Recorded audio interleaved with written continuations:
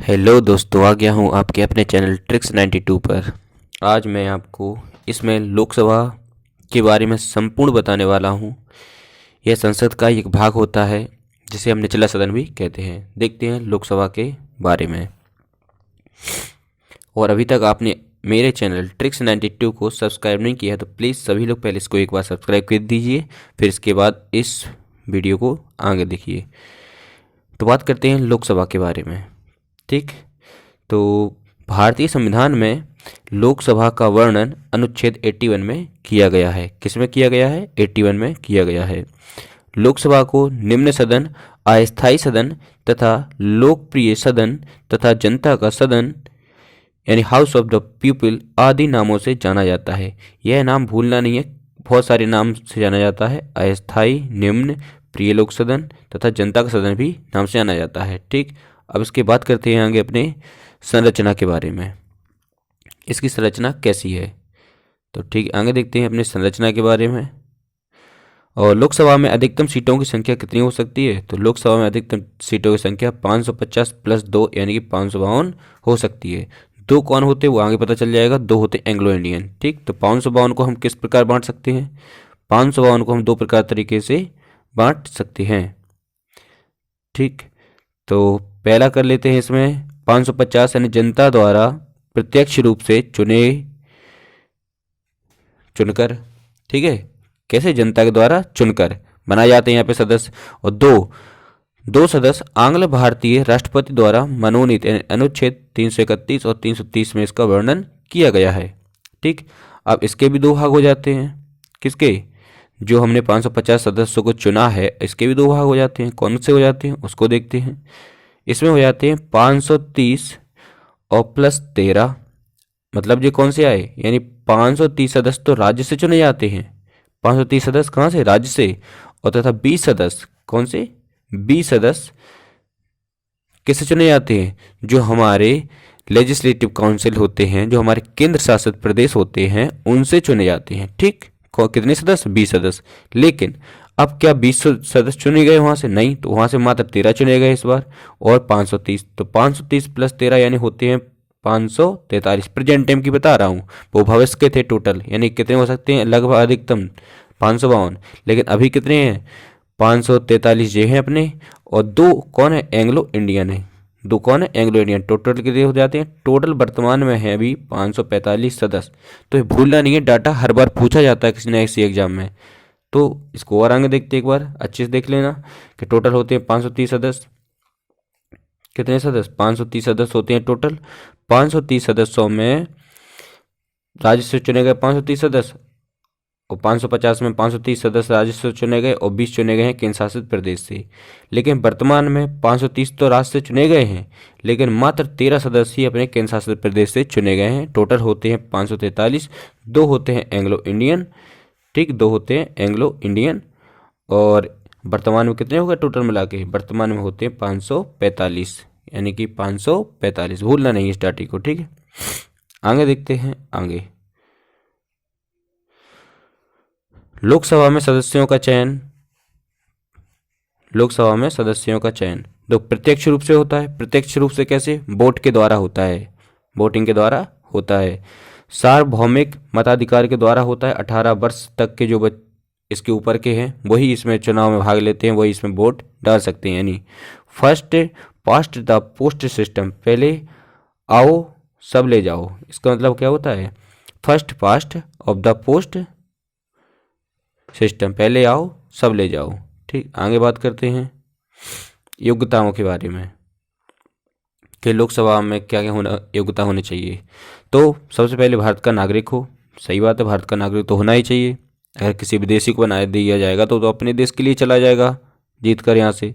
दूसरा, 25 वर्ष आयु पूरी कर जाओ। उसकी उम्र भी कितनी हो चाहिए? लगभग 25 वर्ष होनी चाहिए। 25 वर्ष का ऊपर हो जाए तभी वो इस चुनाव में खड़ा या भाग ले सकता है। ठीक, तीसरा, कोई लाभ के पद पर ना हो। लाभ के पद पर ऐसा मतलब होता है लाभ के पद का कि कोई वो सरकारी जॉब ना कर रहा हो, सरकारी नौकरी ना कर रहा हो, मतलब सरकारी रुपया नहीं ले रहा हो कहीं से, उसे लाभ का पद कहते हैं। अगर वो प्राइवेट अपना कोई बिजनेस करता है वो लाभ का पद नहीं कहलाता, भले वो कितना ही बड़ा बिजनेस करे अपने आप से, कितना भी लाख करोड़ों करे, उसे कोई लाभ का पद नहीं कहते हैं। अगर लेकिन सरकारी विभाग में है किसी ना किसी, तो उसे लाभ का पद कहते हैं। और कैसा, चौथा तो पता ही है, मानसिक, यानी कि पागल दिवालिया ना हो, नहीं तो अंट संट ऐसे निर्णय लेके किसी को भी कुछ भी करवा सकता है, यानी कि मानसिकता से वो सही हो।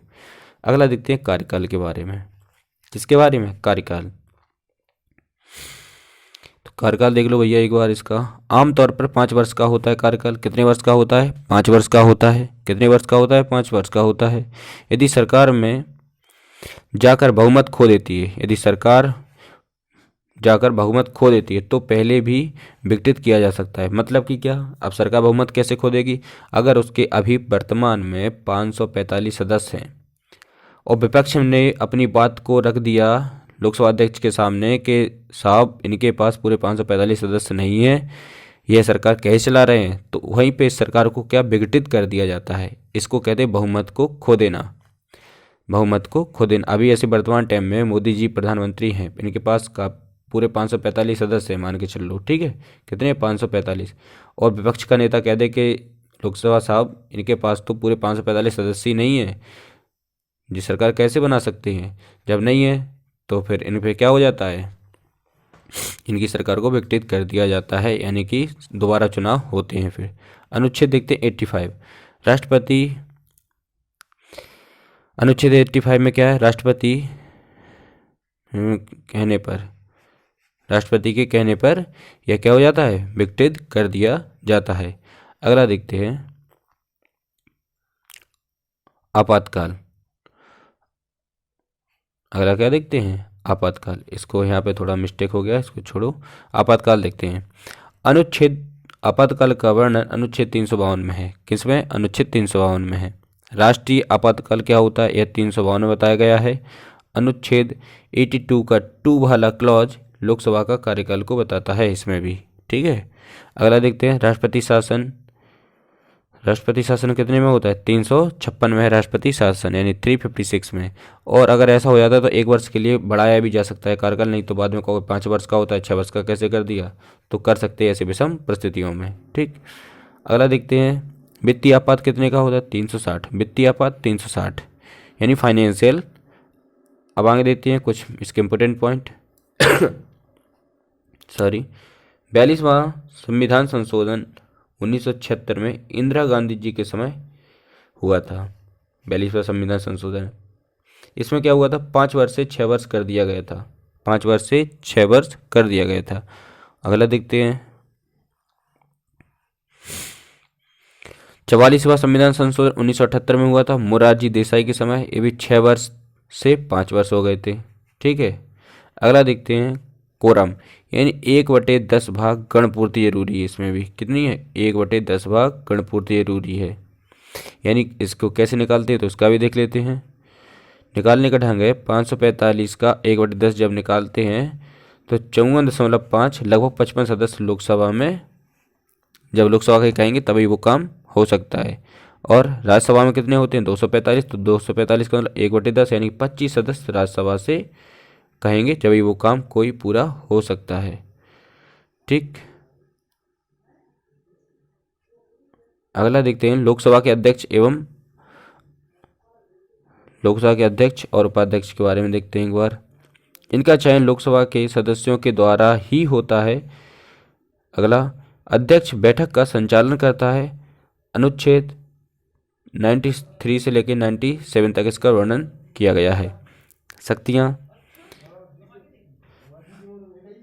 धन विधेयक तय करना, 108 संयुक्त अधिवेशन की अध्यक्षता करना, निर्णायक मत, निर्णायक मत,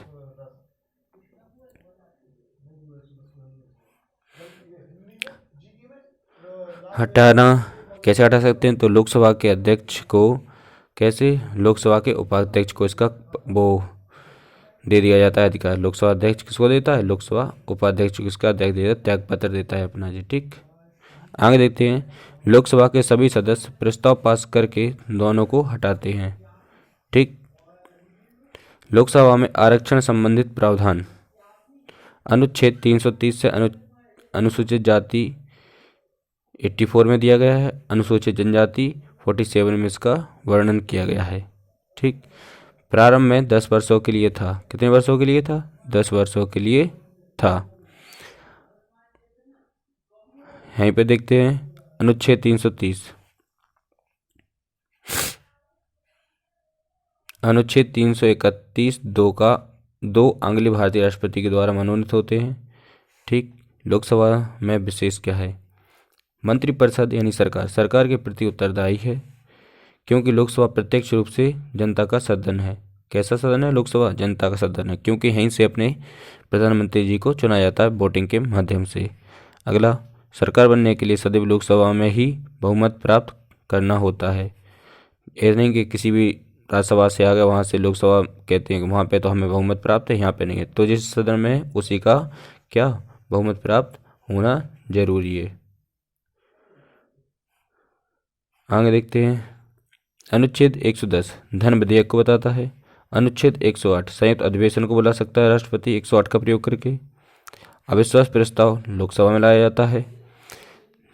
जमानत राशि को जुड़ाने के लिए 1/6 मत प्राप्त होना चाहिए। ठीक है, जमानत राशि को छुड़ाने के 1/6 मत प्राप्त होना चाहिए। मतलब कि क्या, लगभग वहाँ पर जितनी वोटिंग है, माने चल रहा है 60 है, तो उसका अगर 1/6 निकालते हैं तो निकल के आता है 10। तो कम से कम 10 लोग तो वहाँ पे आपको वोट देने ही जरूरी है। वहाँ से कम आप 10 सीटें तो निकालना जरूरी है। अगर आप 10 सीटें नहीं निकाल पाते हैं या 10 लोगों से आपका अच्छा व्यवहार नहीं है तो आपसे क्या, आपकी जमानत भी जब्त हो जाती है। यानी कि जहाँ आप खड़े हैं वहाँ पे टोटल वोटिंग का 1/6 भाग आपको प्राप्त करना ही होता है। ठीक।